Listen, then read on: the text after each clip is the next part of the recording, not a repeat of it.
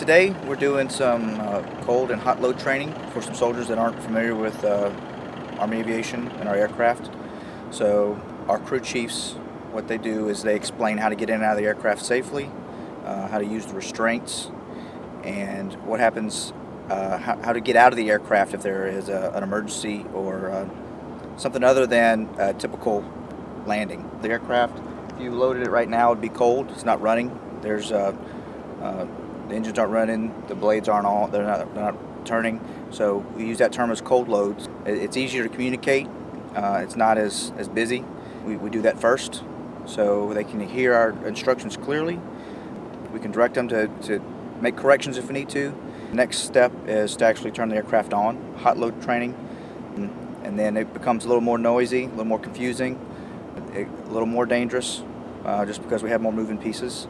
So we just had to make sure we maintain positive control with our passengers where they are in the aircraft at all times. All the guys were really motivated. They wanted to do this. You know, that's not something that you can always say all the time.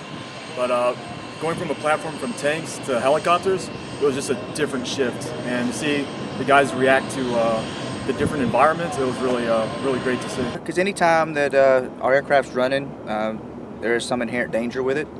So we try to mitigate that risk as much as possible. Anytime we can train with the soldiers, any soldier, would be aviation or any other background, any other branch, get them familiar with getting in and out of our aircraft efficiently. It saves us time on the ground. It makes it safer, and it just makes the flow of transitioning in and out of aircraft and get them where they need to go a lot easier.